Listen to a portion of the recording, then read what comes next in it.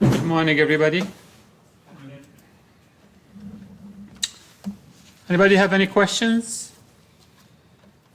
How was the class so far? Good. Okay. Why is it called a short table of these transform Paris? Short table of Z transform. Paris. Why does it have Paris at the end? Paris. Oh, typo. Probably a typo. Okay. So what we're going to be doing today is we're going to be looking at the relationship between Z transform and other system models.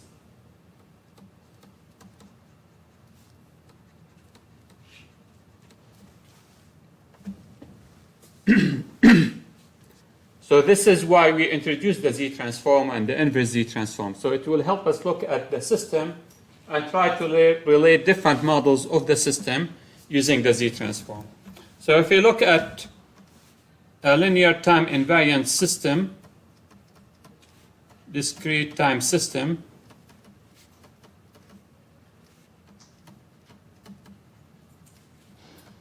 what is an example of this discrete time system?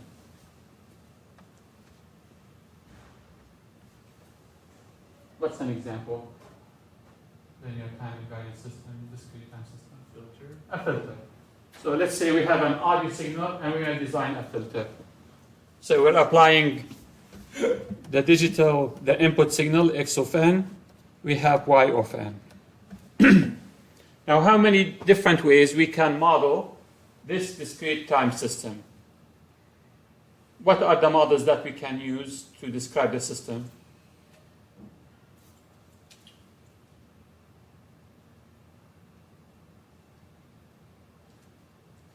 What else? What else? How many different ways we can represent it? If I have a filter, what we've seen. Like block diagram? Block diagram. Like what do we get from the block diagram? Transfer function? We can do a transfer function. So one way we can represent the system is using a transfer function. And the transfer function will give me y of z divided by x of z. What other models we can use to describe the system? Difference equation? Equation? Difference equation? We can use difference equation.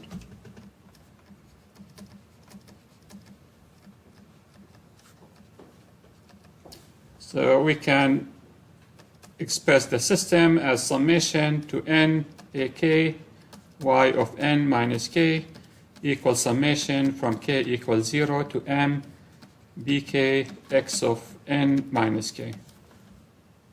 Yes, we can use a transfer function to describe it. We can use a difference equation to describe it. What else we can use?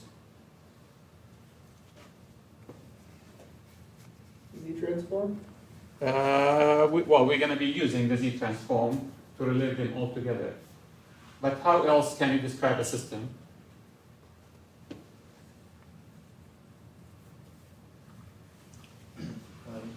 What is it? Start with H. What is H? H of n. The impulse response.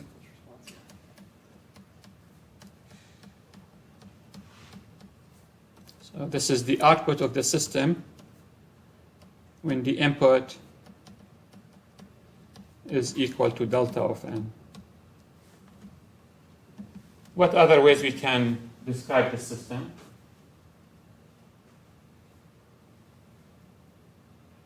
How about the frequency response of the system?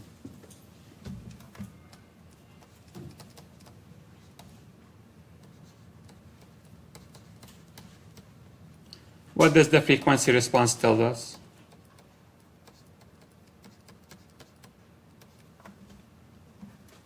What is the frequency response of this system going to tell us? Bless you. How the system operates at different frequencies. So if I have the frequency response, for instance, of this system, and it looks something like this. And this is pi, this is negative pi. Then what is this system? Or if it's a filter, what is this filter? A low pass filter.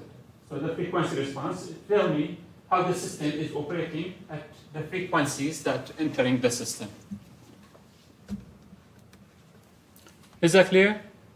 So we have 4 different ways to describe the system. We can use the impulse response, the output of the system when we apply an impulse. We can use a difference equation. We can use a transfer function.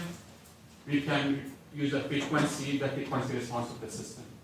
Does that make sense? Yeah. Everybody? Now each one of these is familiar, hopefully. Each one of these is familiar. Now how are these related to each other though? Transforms. The impulse response, the transfer function gives you. This is, yes, I mean what we're gonna do is we're gonna look at how to relate any one of these representations to the other. So by the end of this class, I should be able to go from a frequency response to a difference equation, from a difference equation to an impulse response, from impulse response to a transfer function. We're gonna relate them all together, and the way we're gonna relate them all together is using the Z-transform. And that is why we introduced the Z-transform, and that's why we're using it. So let's look at the relationship between h of z, which is the transfer function, and h of n. What is the relationship between h of z and h of n? H of z is nothing other than the z-transform of h of n. And similarly, h of n is the inverse z-transform of h of z. So therefore, if I have a system that is described by h of n, if I applied an input to it that is x of n, what do I get at the output? Y of n, that is equal to x of n, convolved with h of n. Now, if I take this system and convert it to the z domain, h of n is going to become h of z, x of n is going to become x of z, and y of n is going to become y of z, and y of z is going to equal to, what is y of z going to equal to? The multiplication. Because convolution in the time domain is multiplication in the z domain. So this is multiplied by h of z. Now this h of z is the system transfer function.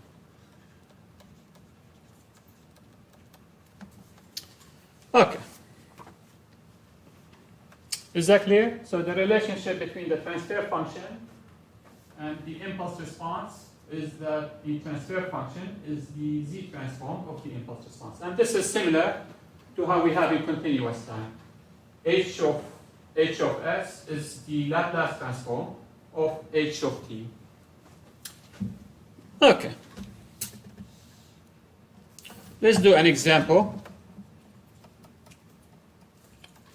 So using z-transform and region of convergence to determine stability and causality of a discrete time system.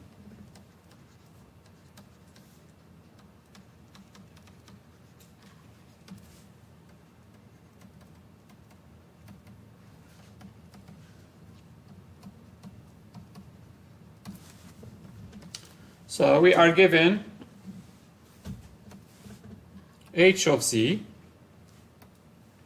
and h of z is given by z multiplied by z minus 1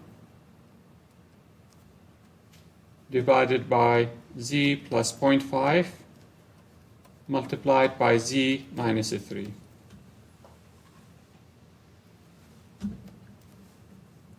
So the first question we're going to answer is, what are all the possible region of convergence of z, of h of z, sorry. And for each region of convergence, we're going to determine stability and causality.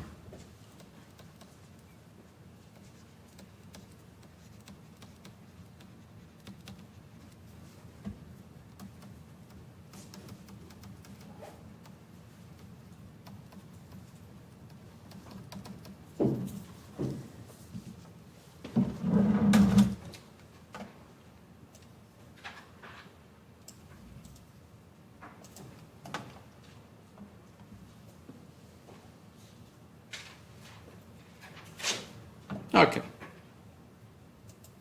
So we are given this system.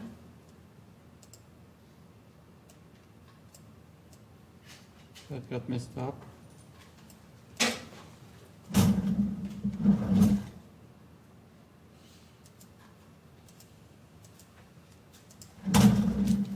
We are given this h of z, and we're going to know what are all the possible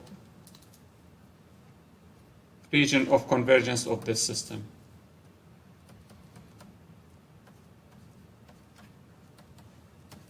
How do we determine all the possible region of convergence?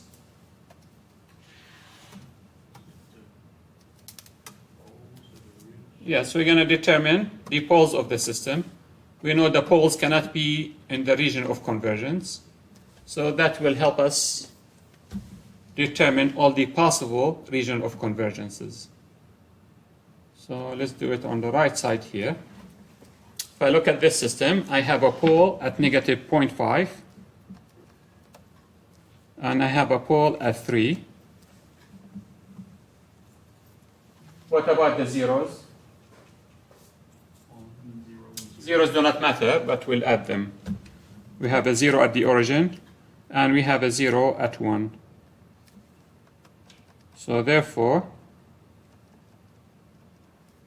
we're going to plot circle around the poles.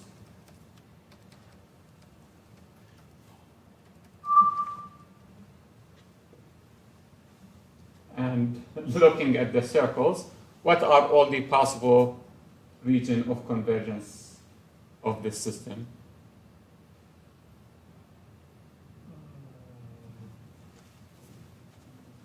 Negative 0.5 to negative 3. Okay, one region of convergence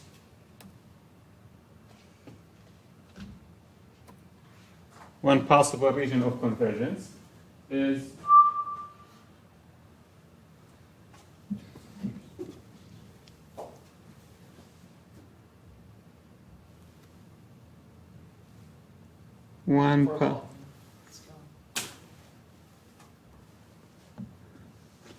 Okay, we're having a technical glitch. Hopefully we'll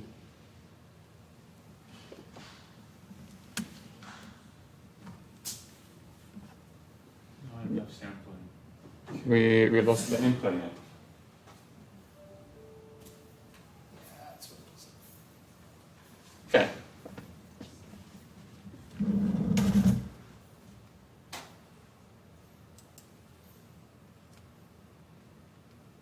Still there.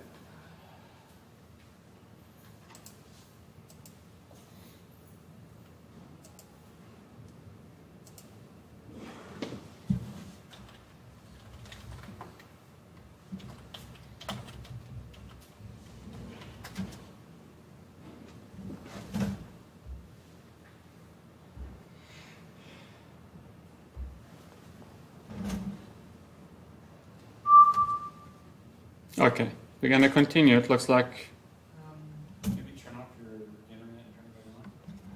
Try to connect to the other internet.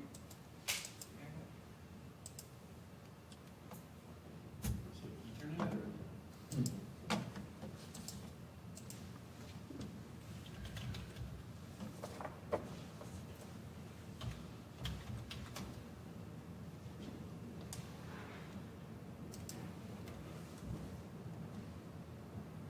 Okay, we're going to continue. So if you look at the all possible region of convergence, we can have a region of convergence where z is less than 0.5. Is that valid? It is valid. We can have a region of convergence that is between 0.5 and 3. Valid. And we can have a region of convergence that is z greater than 3. Make sense? All of these regions will not include any poles in them, and therefore they are valid region of convergence. Okay.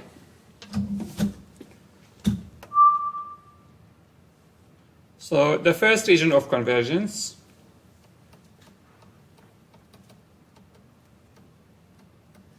is that z is less than 0.5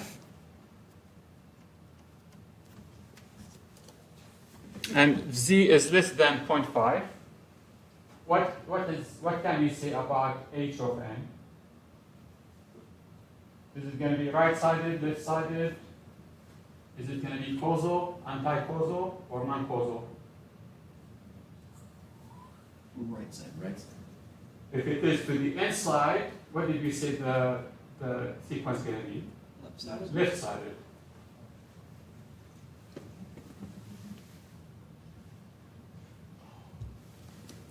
So if z is less than 0.5, then the sequence is left-sided, which is the same as saying anti-causal.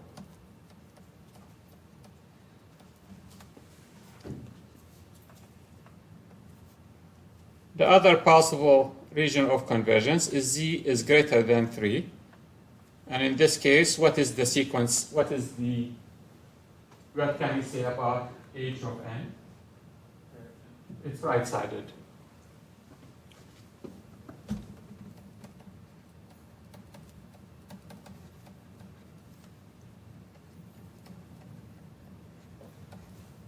And the third possibility is that z is between 0.5. Welcome back.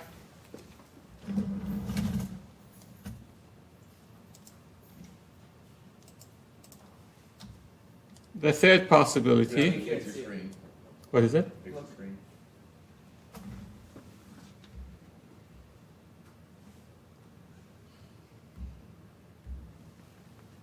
What happened? Okay,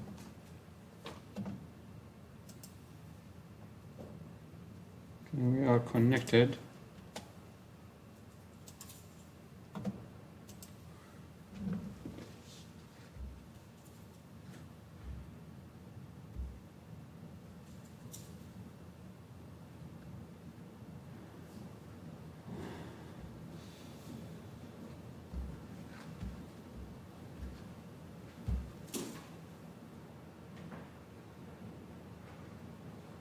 Oh, presentation. There we go. There we go. I guess one thing, double check just in case, is are we still recording? Well, the recording hopefully is independent. Okay, But when you're studying for the final and going over this lecture, you're going to be like, oh, what's happening there? There's a mess. Okay, so the third, welcome back everybody. Hopefully everybody is back on board. The third possible region of convergence is z between 0.5 and 3. And in this case, what is the sequence, or what is h of n going to be? It's going to be two-sided.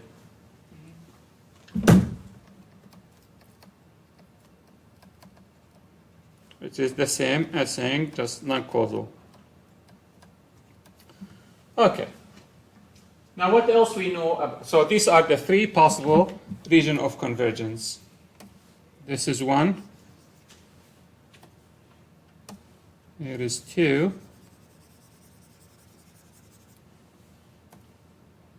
And here is the third one.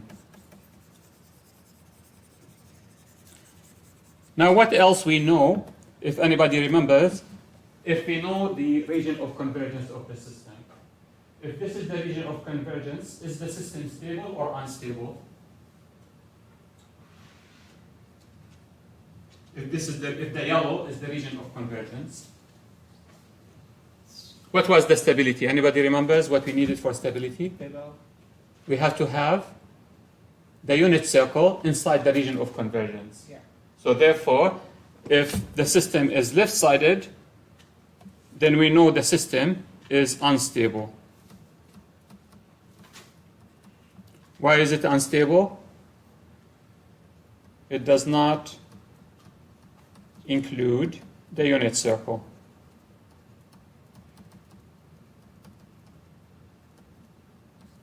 Does that make sense?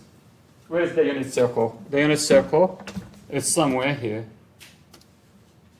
This is 1.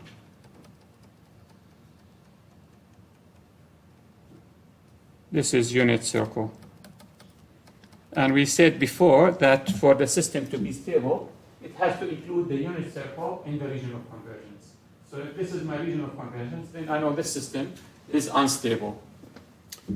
On the other hand, if z is greater than 3, then the sequence is right-sided, and also the system is unstable. Why is it unstable? For the same reason. And therefore, if the system is stable, what is the region of convergence going to be? Between 0.5 and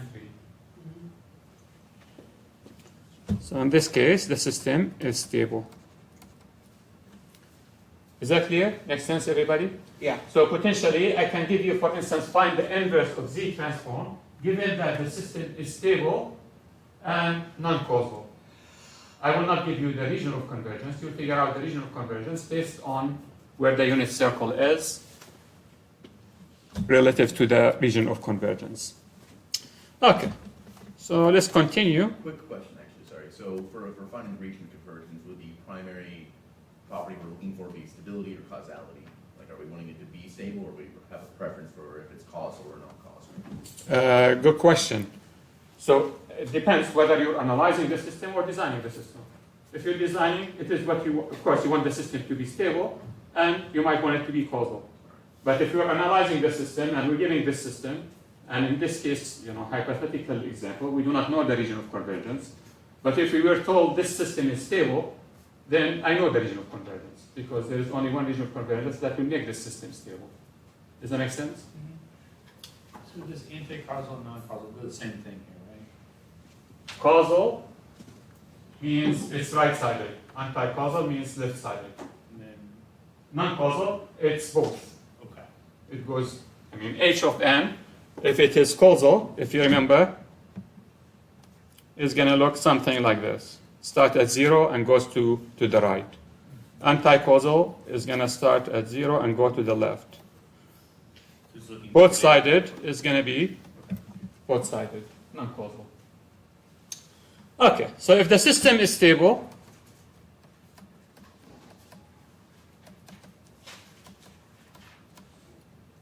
what is h of n?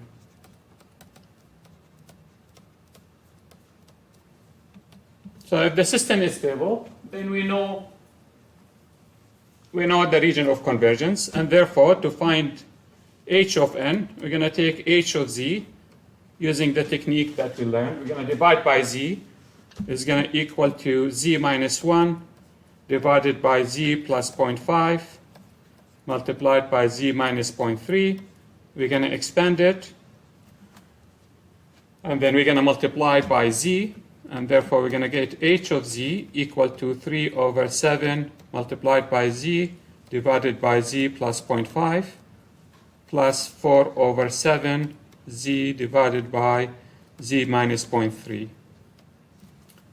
And therefore, h of n is going to equal to 3 over 7 multiplied by negative 0.5 to the n, u of n, minus 4 over 7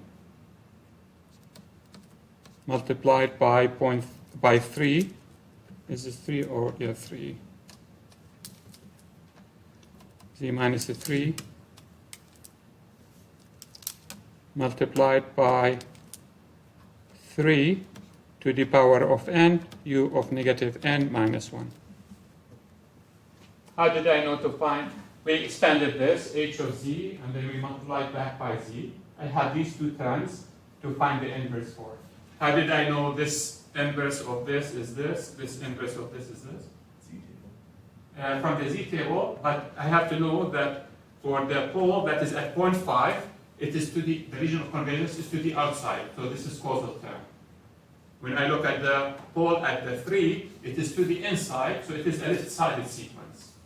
Does that make sense? So the entry I use will depend on where the region of convergence relevant to the pole location. Okay, so this system is non-causal, but stable. Okay, Professor, go ahead. this is all the same example? Yeah. Yes. Then you said above that z greater than 3 is right-sided. Yeah. Then why would you use u to the negative n minus 1? Oh, because this sequence, if z is greater than 3, I'm going to treat both of these terms as right-sided. Okay? So back. If z is less than 0.5, then the region of convergence is inside. When I take the inverse of this pole, of this term, and this term, I'm going to use the left-sided expression from the table. Because it is, sorry, if this is 0.5, then both of these poles, the region of convergence is to the inside. I'm going to use the left-sided. Make sense? Now, if I come here and the region of convergence is z greater than 3, then both of these poles are going to be right-sided. I'm going to use the right-sided expression for the inverse. If it is between 0.5 and 3, it is both-sided. One of them, this one is right-sided, this one is left-sided. Make sense? So again, I could have 3 different expressions for the inverse depending on the region of convergence. The region of convergence is what makes it unique. If I know the region of convergence, then this makes it unique. But in this case, the region of convergence tells me this is non-causal. It is two-sided. And this is what I have. I have a term that goes to the right, a term that goes to the left. It is two-sided. Make sense? Yeah. Good question. Okay. Now, before we move on to the next, let's just show why will we say that we're going to show that if h of z is stable, then the region of convergence must contain the unit circle.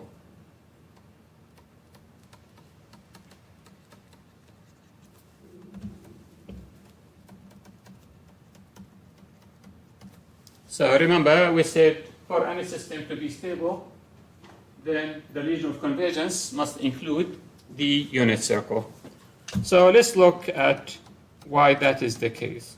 If I look at h of z, by definition, h of z is equal to the summation from negative infinity to infinity, h of n, z to negative n. Agree?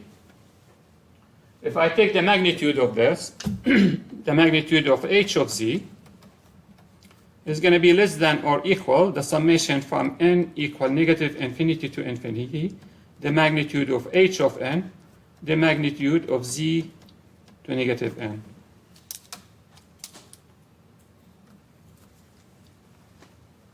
Together? Now if we evaluate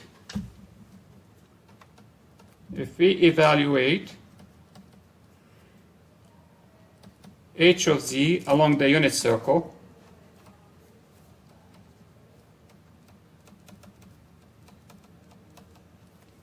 then z to the negative n, the magnitude of it is just equal to a 1. Make sense? Along the unit circle, if I'm evaluating h of z along the unit circle, z, the magnitude of it is equal to a 1. So therefore, h of z, the magnitude of h of z is going to be less than or equal the summation from n equal negative infinity to infinity, the magnitude of h of n.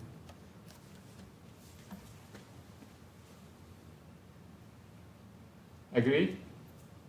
Everybody? Now, if the system is stable,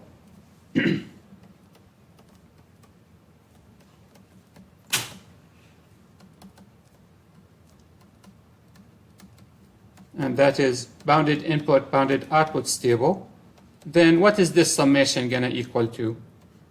The summation from n equal negative infinity to infinity, magnitude of h of n. Anybody remembers? It's going to equal less than infinity. It's going to be finite. Yes, it's going to be less than infinity. What is less than infinity means? It's finite. It's going to have a value. Now, if this summation is finite, this summation is greater than or equal to the magnitude of h of z, then what is that tells me about h of z? The magnitude of h of z is less than infinity. Together? H of z is less than this summation, but this summation is finite. So therefore, h of z is also finite. Is that clear? So what does that tell me? It's stable.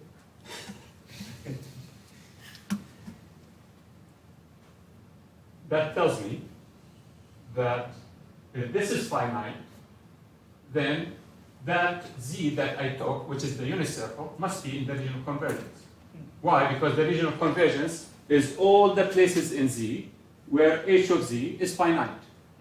Does that make sense, everybody? Clear? So again,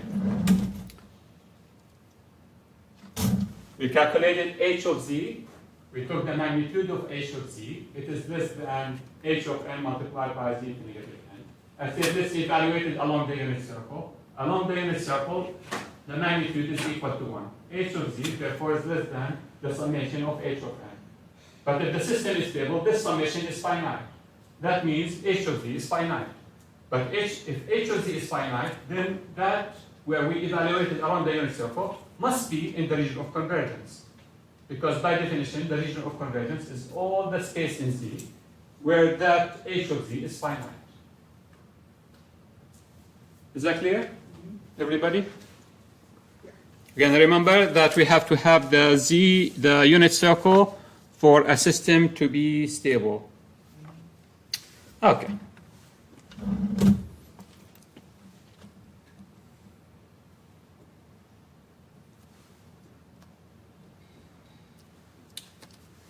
Okay, let's look next at the relationship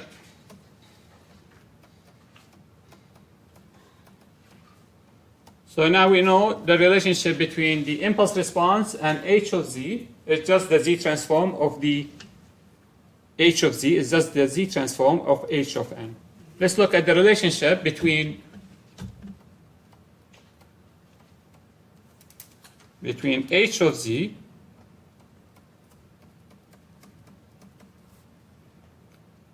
and the discrete time Fourier transform.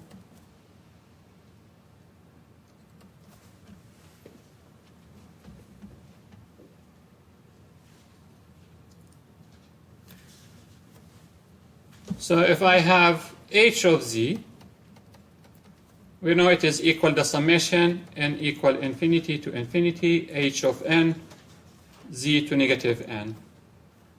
The discrete time Fourier transform, what is the discrete time Fourier transform equal to?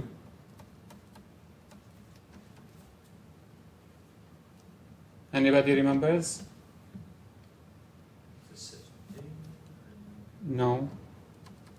The summation from negative infinity to infinity, x of n e to negative j omega multiplied by n. This is the discrete time Fourier transform. Together? Now if I look at the z transform and the discrete time Fourier transform, what do I notice? Actually, I'm going to just to be consistent, just make this h.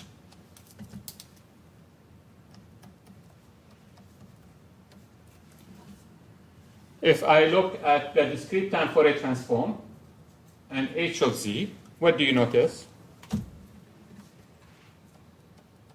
How can you get one from the other?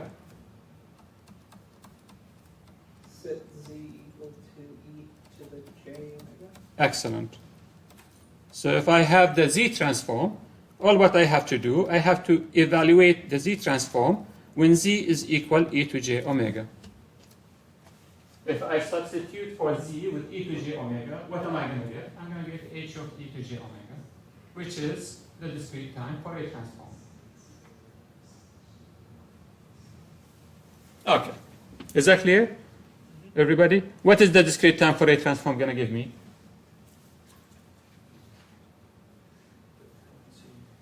What is it? Frequency components. Yes, have the frequency content of the signal, or if it's a filter, what the filter is doing. Where is what's going to amplify, what's going to attenuate. Okay. But if I look at e to j omega, what does e to j omega represent? Sinusoid. What else? If I tell you plot e to j omega as you vary omega, what are you going to plot? You're going to plot the unit circle. A unit circle. You're going to plot a unit circle. Does that make sense? E to j 0 is going to give you a 1. And increase omega. When omega is pi over 2, it's a 1. When it is a pi, negative 1, and so on. So therefore, e to j omega represent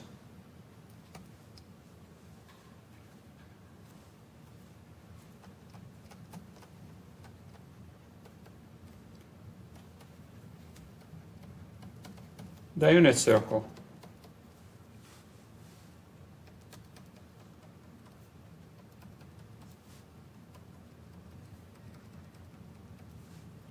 What is this point corresponds to? Omega equal to 0. E to j, 0. Omega equal to a 0. What is this point corresponds to? E to j, pi over 2. What is this point corresponds to? E to j, pi.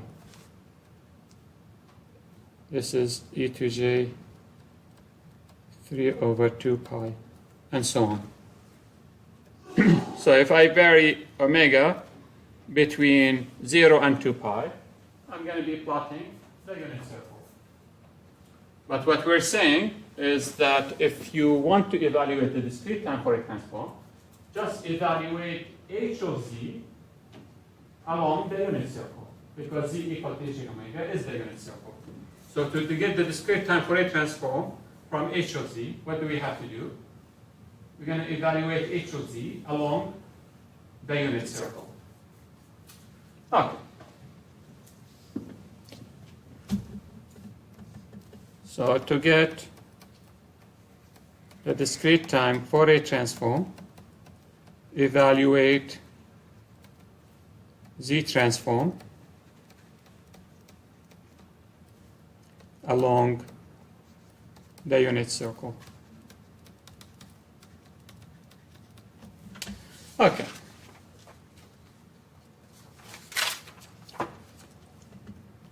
Now keep in mind, we can only evaluate the z transform along the unit circle if the unit circle is in the region of convergence. Why is that? It's gotta exist. Because it has to be finite. And if it is finite, then we can evaluate it. If the unit circle is not in the region of convergence, that tells me it's infinite. And therefore, I cannot evaluate along the unit circle. Yeah. Okay.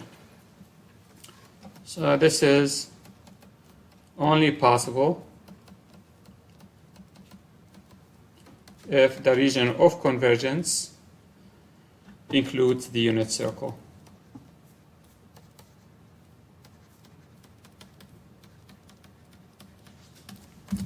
Okay.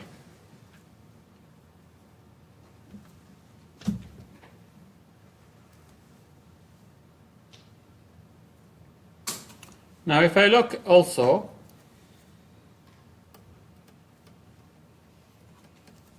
at evaluating along the unit circle, I'm changing omega. I start at omega equal to a 0.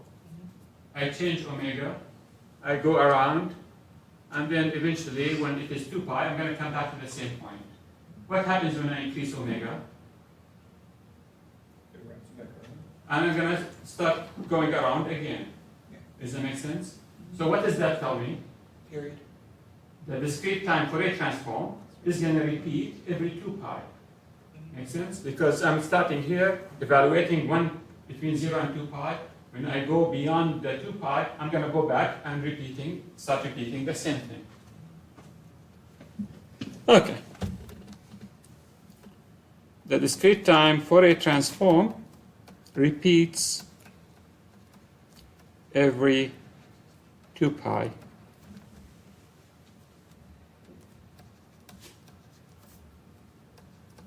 Because omega 1 z is going to equal e to j omega 1. If I increase omega 1 by 2 pi, it's going to equal e to j omega 1 plus 2 pi, which is going to equal to e to j omega 1 multiplied by e to j 2 pi, which is equal to e to j omega 1.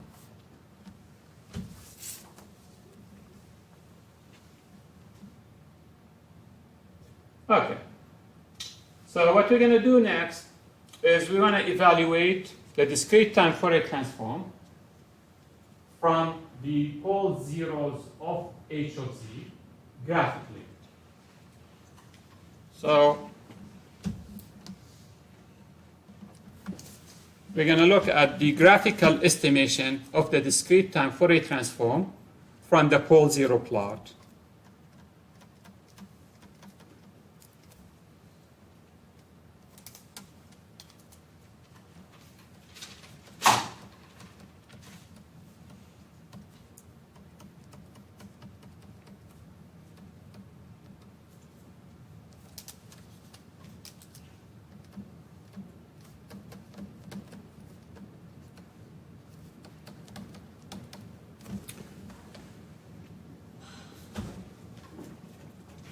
Okay, so the idea here, we can estimate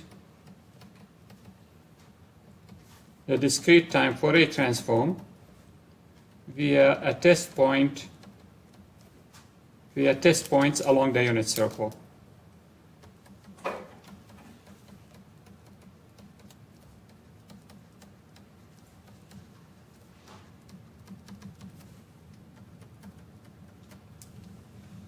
So to evaluate the magnitude of h of e to j omega,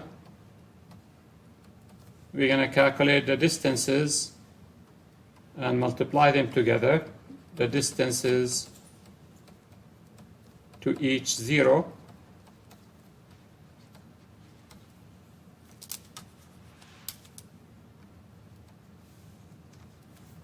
And then divide by the distances, the multiplication of the distances to each pole.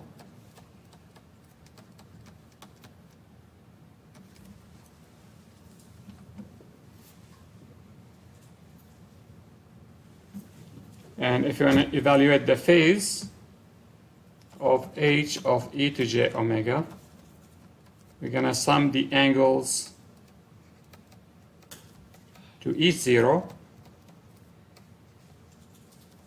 and subtract the summation of the angles to each pole.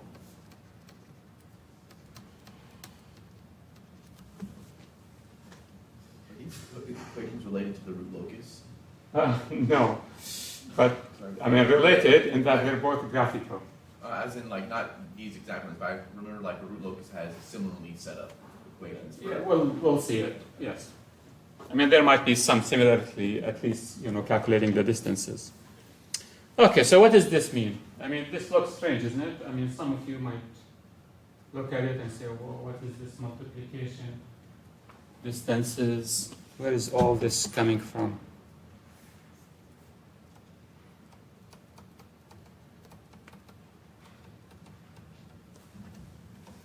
Does this look familiar or strange? Other than the root locus. No, don't bring the root locus. Familiar? Not familiar? Let's see what it is. And we're going to see that how familiar it is. If I have, for instance, x of z equal to z multiplied by z minus 1 over 6 divided by z minus 1/2. Good? If I want to evaluate x of z when z is equal to 1 over 3, 1/3. How do you evaluate x of z when z is equal to 1 over 3?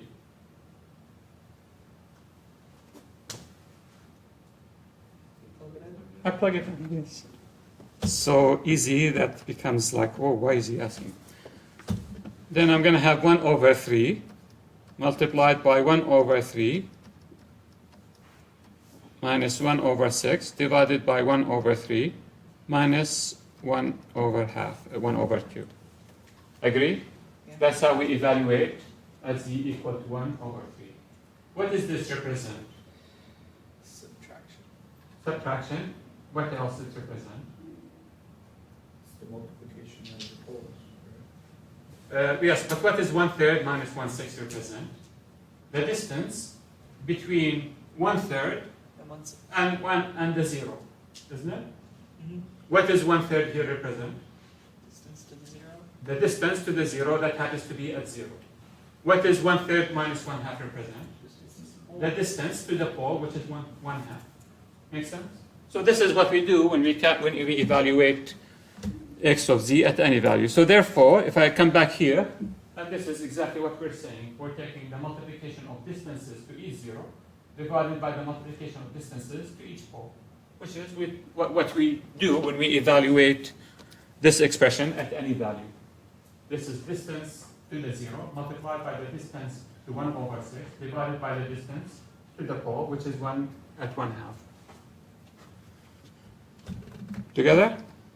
So this is distance to 0 at z equal to 0. It just happens to be at 0.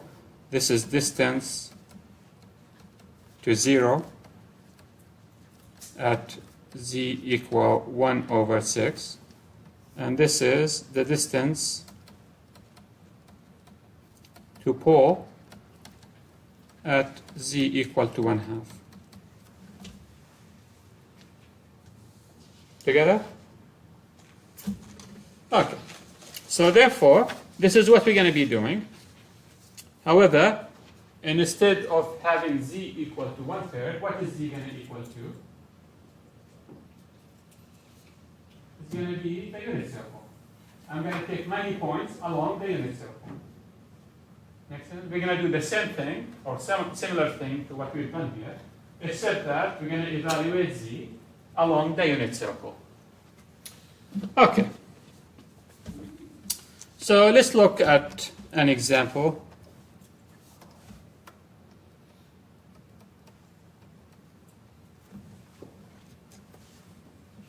Let's say that we have h of z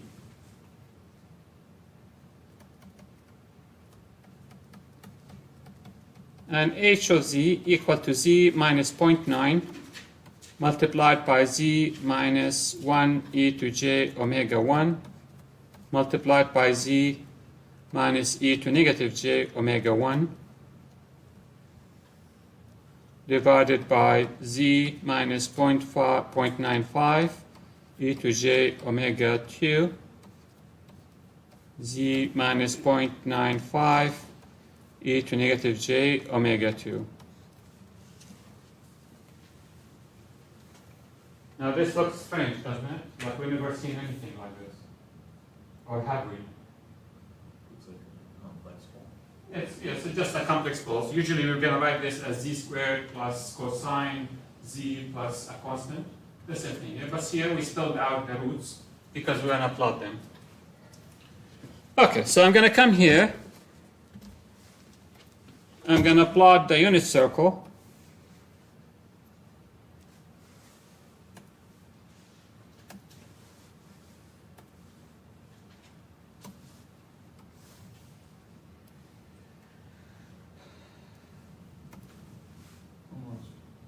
I missed it.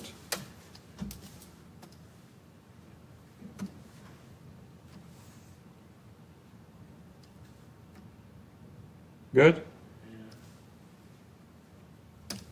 Yeah. Okay. Almost. Okay. So I'm going to come to this H of Z. And I'm going to mark all the poles and zeros of this H of Z. So H of Z has a 0 at point 9. So I'm going to come here. I'll mark the 0 at point 9. Let's say that omega 1 is such that I'm going to have a 0 somewhere here. So this angle is omega 1. So I have the 0 and I have the conjugate of it. Together? Omega 1, let's say it's pi over 4. So I have a 0 somewhere here. Okay. I also have two poles that happen to be at omega 2 and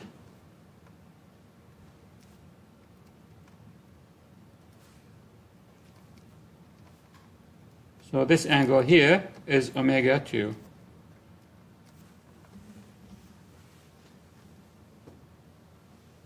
Together? Where is the region of convergence of this?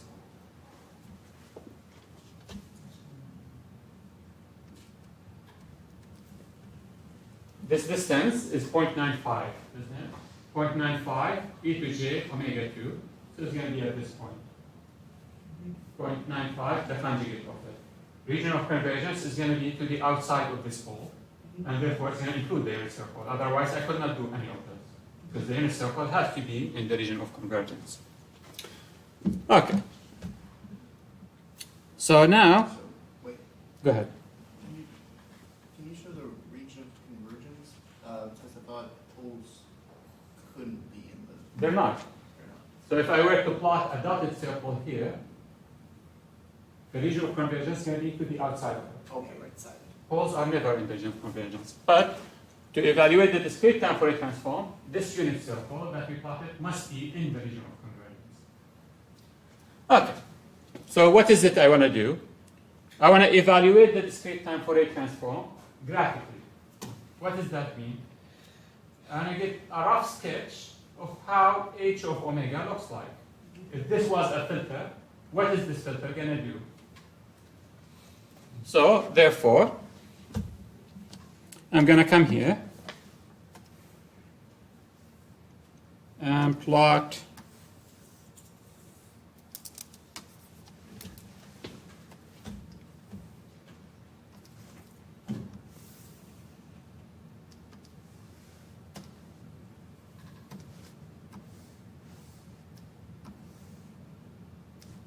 this is where we're going to plot h of e to j omega.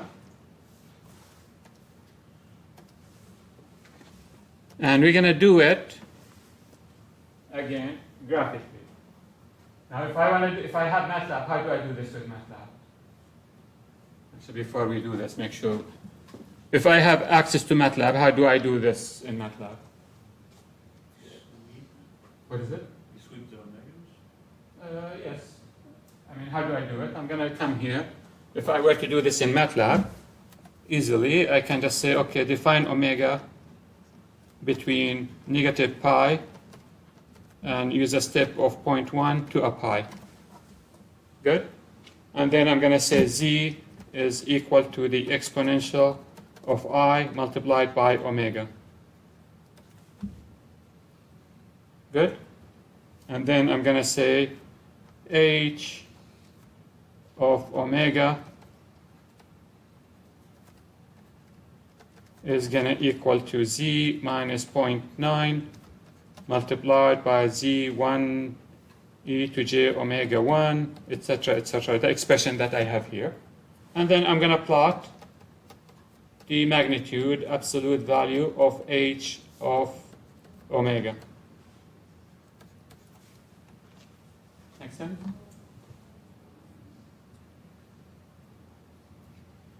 So omega is not being multiplied by time here? No, there's no time. Okay, so that omega is just an angle. Omega is this, the angle that I'm going to sweep around here. So I'm starting from negative pi, I'm going all the way to a pi. Or I could do it from 0 to 2 pi, or whatever, we know it's going to go around. So negative pi to a pi. Make sense? That's what this expression is, evaluating it along the unit circle. Z is equal to the exponential of I multiplied by omega, which is, this is the J there. And then I calculate h of omega, and then I plot the magnitude. Agree? Yeah.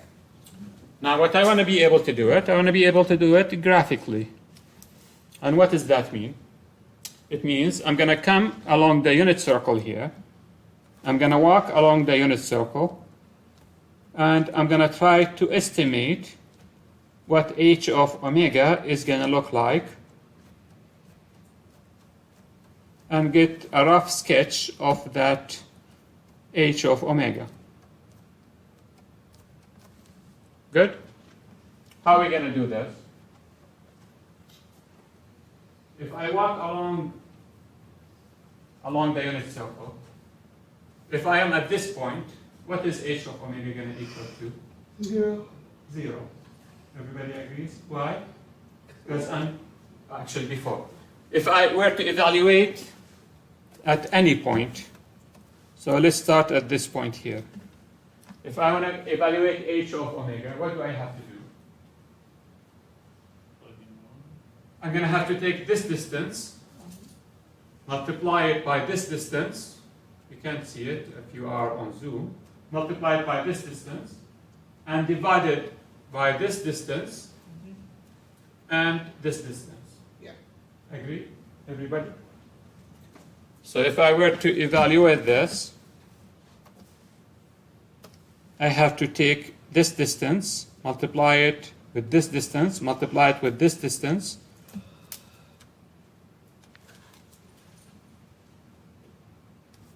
and then divide it by this distance multiplied by this distance. Agree? Everybody? So this is going to be this distance multiplied by this distance multiplied by this distance divided by this distance multiplied by this distance. Where is this coming from?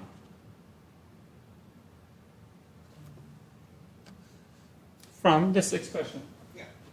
The distance to 0.9 multiplied by the distance to 1 e to j omega, multiplied by the distance e to omega j, divided by the distance to this, the distance to this. This is what we're saying. Okay. So therefore, I'm going to come to my axis here. I'm interested in the plot between negative pi and pi. Why do I stop at, or why do I take only this range? Because it's periodic. Because it's periodic, then repeat. If I have it between, then I can just expand it. Okay, so I'm going to come here, and I'm going to mark all the frequencies where I have zeros and poles. So I have a pole at the origin. I have omega 1, there's a 0 at omega 1. At omega 2, there is a pole. Good? Omega 1, omega 2. Mark whatever you want, but these are going to be key points. Then, I'm going to walk along the unit circle. When I am at this point, what am I going to get? A 0. So what is the frequency response going to look like? It's going to be a 0. I know the frequency response here at omega 1 and negative omega 1 is going to be a 0. Good? Yeah. Now when I am at this point here, at omega equal to a 0, what is the frequency response going to be? Very small. Why? Because I am very close to a 0. So I'm going to have some value that is going to be very small. Then I'm going to keep going. I'm going to go all the way to here. When I am at this frequency, at omega 2, what is the frequency response going to be? Very big. Very large. Why? Because I am dividing by the distance, which is this distance, which is very small. Make sense? This distance is less than 1. How do I know it's less than 1? Because in the unit circle. Because this is the unit circle. So this is 0.9, this is going to be 0.1. I'm dividing by, for instance, 0.1. So it's going to be multiplied by 10. So at omega 2, I'm going to expect the response to be very large. So at omega 2, I'm going to get a very large response. Together? Everybody? And therefore, all what I have to do now is connect these together. And I'm going to get a frequency response that might look like this.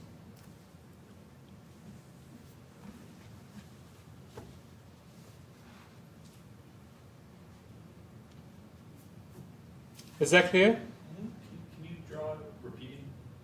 Repeating? Well, like, so it's the same, that pi is the same value as that 0? If I want to repeat it, I'm going to take this.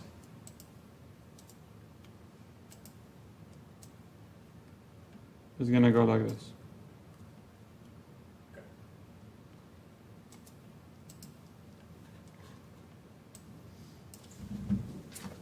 Together? And the same thing on the left side. This pattern is going to repeat. So whatever this pattern, you can just take it, add it, and the same thing. Take it, add it. Yeah. Is this clear? Makes sense, everybody? Yeah.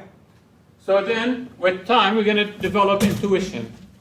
When we have zeros here, we know the frequency response is going to be very small. When we have poles here, the frequency response is going to be very large. But then we also know that if I look at the frequency range of omega, it's going to go from 0 or from negative pi to a pi. Pi being is the highest frequency, 0 is the lowest frequency. So if I look at h of z and I see the poles closer to the pi, then I can conclude what kind of filter that is going to be. Low pass filter? If the poles are close to the pi, which is the case like we have here, what is it going to be? A high pass filter. If the zeros are here, the poles are here, it's going to be a high pass filter. And vice versa. If the poles are here, the zeros are here, it's going to be a low pass filter. Does that make sense? Yeah. So we're going to be able to look at the poles of h of z and know immediately what kind of filter or develop intuition on what kind of filter that is going to be. Okay.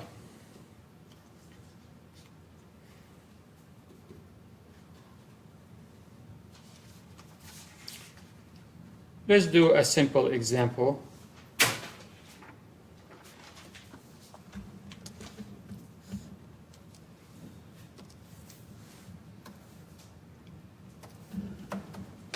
So let's look at given h of n equal a to the n u of n. And magnitude of A is less than 1, and Z is greater than A is the region of convergence.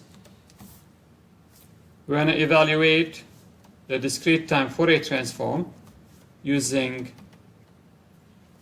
direct evaluation.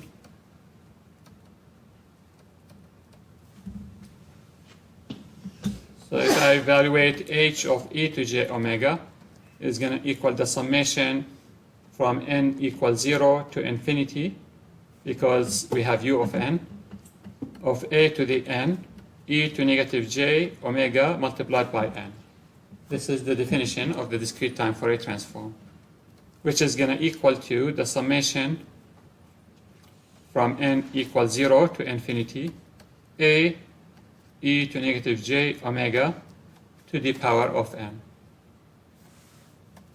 If I look at the summation from k equals 0 to infinity, a to k, it's equal to 1 over 1 minus a, granted that a is less than 1. So using that, I can write this as equal to 1 over 1 minus a e to negative j omega.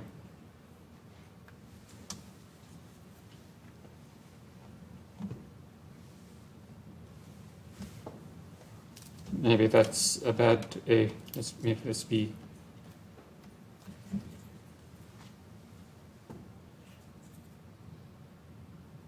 Together? So using this summation, this is going to equal 1 over 1 minus e to negative j omega. Okay. How about if I now use Z transform to evaluate it?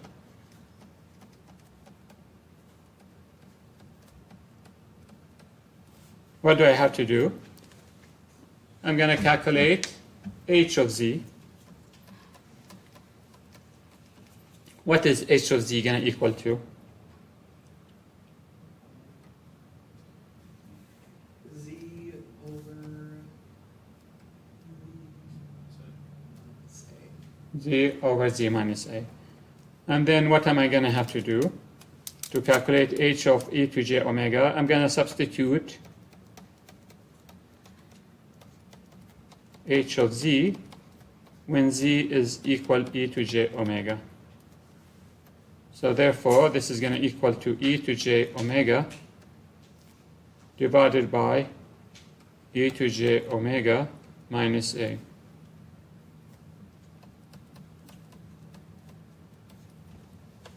But if I look at these, they're not the same. What did we do wrong? Should be a one. What is it? It should be a one. gotta divide by E J omega. Yes, we're going to just have to divide. So if we divide the numerator denominator by e to j omega, I'm going to get a 1. E to j omega is going to cancel, minus a e to j omega. And both of them are the same. Together? Okay.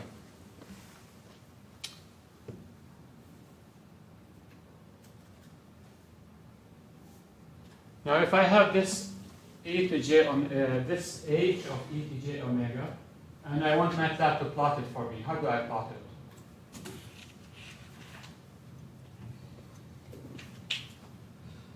Oh, not MATLAB.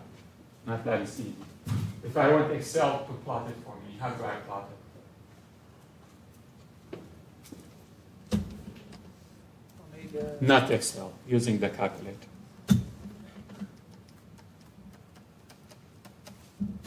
I can write this. Go ahead.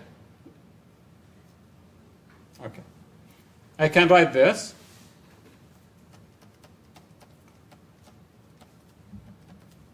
One over 1 minus a e to negative j omega.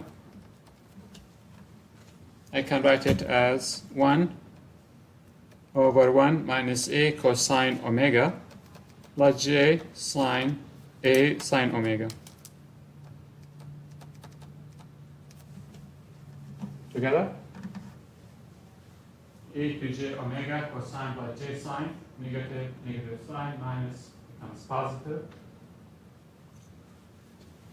How do I get the magnitude of this? It's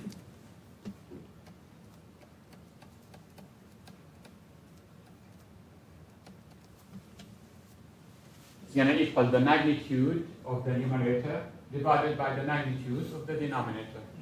What is the magnitude of the numerator? 1. 1. What is the magnitude of the denominator?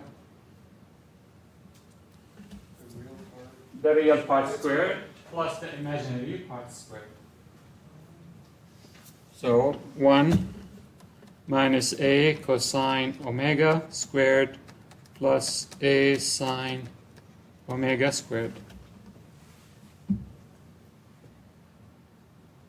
And therefore, I can plot it with the calculator for different values of omega. What is the phase going to equal to?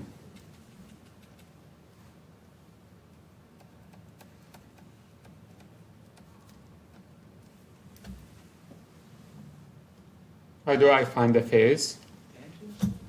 Yes, tangent inverse sine omega divided by 1 minus a cosine omega.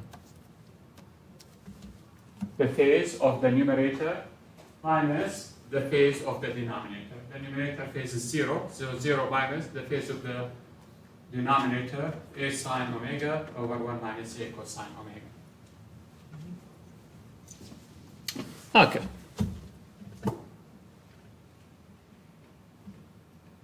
Okay, let's do a quick example. And let's look at numeric values for A.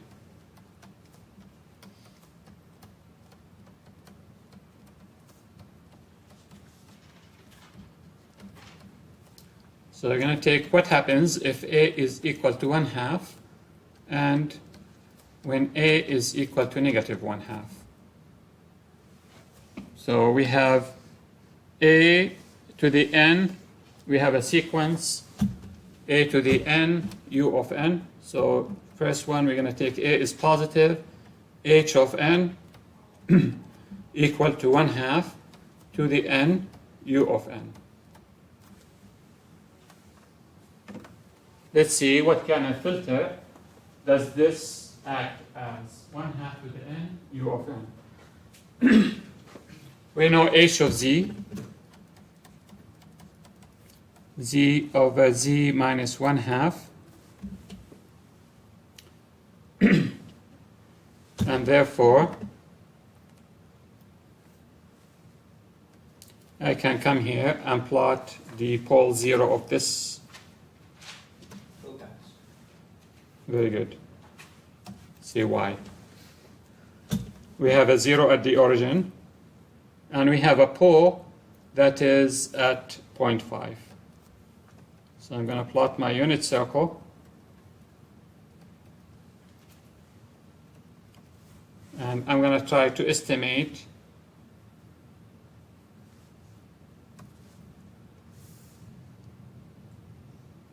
the frequency response.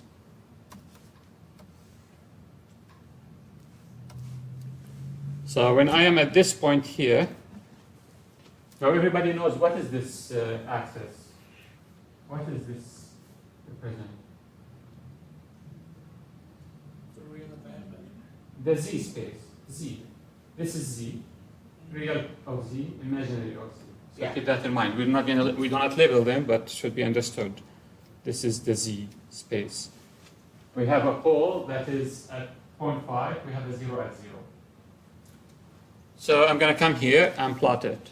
If I am at this point here, what is h of e to j omega going to equal to? What is it? No. The distance to the 0 is how much? Greater. The distance to the 0, if I'm here, 1. 1. The distance to the pole, 0.5.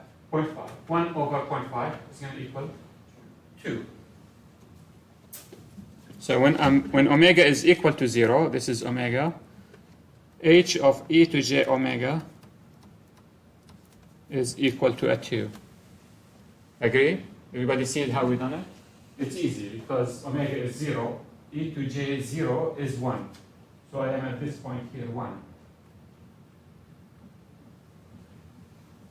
So again, this point, omega equal to 0, therefore e to j omega is equal e to j 0, which is equal to a 1. So I can easily calculate it. 1, this distance is 1, over this distance, which is 0.5, is going to give me a 2.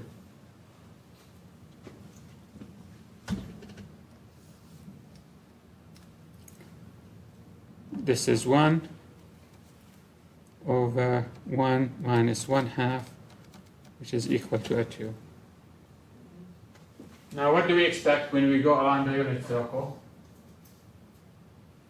This 0 is not affecting anything, isn't it? Because it's going to be at the same distance from every place I go around the unit circle. The only thing that's going to change, I'm getting farther and farther from the pole. And therefore the numerator is getting bigger and bigger and bigger. Make sense? So this is going to look something like this.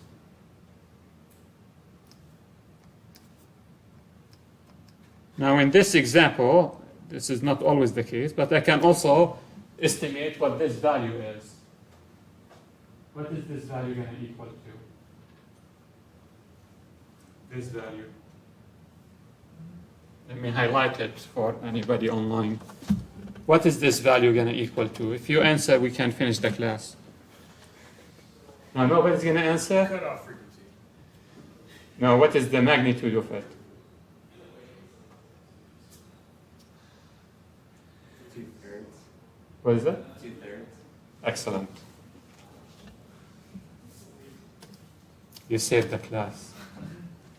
If I am at this point, pi, omega is equal to a pi, I'm at this point. I take the distance to the 0, it's a 1. The distance to the pole, 1.5, and therefore it is 2/3. Make sense? And therefore, if I look at this, what kind of filter is this? Low pass. A low pass filter.